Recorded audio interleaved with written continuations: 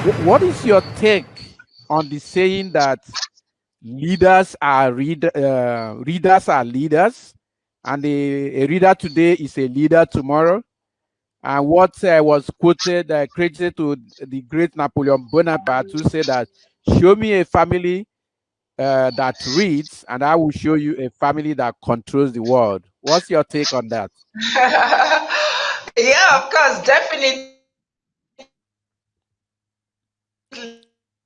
I had actually that on the last year you asked me. I spent about 3/4 of my years at the University of Lagos, virtually in the library.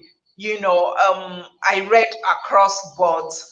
I touched on religion, philosophy, science, um, mathematics, everything caught my interest. And I kept reading to understand, delving into the mind of the writer, where they were writing, at the point they were writing.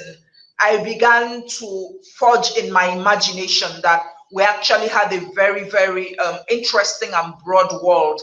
And that helped me to understand how the workings of governments work, how the control of societies were developed, how the rich were able to use mind games to be able to control economies, and different, facets of life began to make sense to me because of the knowledge I was able to gather and, understand and dissect. So yes, leaders actually are readers, because embedded in those books are knowledge that, if you unlock and apply, would give you the results that leaders that are leading us today are utilizing to be able to control the society that we run. So definitely, it's becoming a little bit more challenging now because of the internet.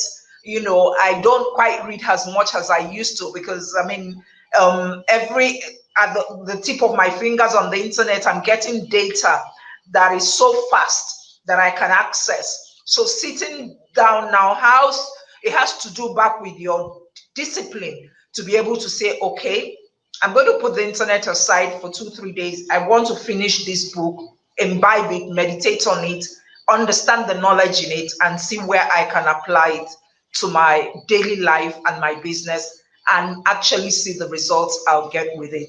So yes, actually, it's a correct philosophy, because it's a mind-opening mechanism to be able to do so many things that those who don't have access to that knowledge would not be able to do.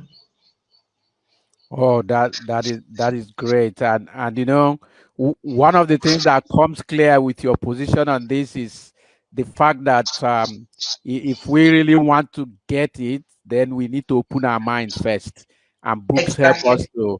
to open our minds. And the internet, even though it's taking away from the former traditional way of reading books, um, we cannot what some of the data information that we browse through on the internet also increase or give us a chance to open our minds. Even though I highly recommend taking a book, like you mentioned, from time to time and actually reading it, so you can get into the mind of the writer. The That writer. yes, thank you. That is great. Okay.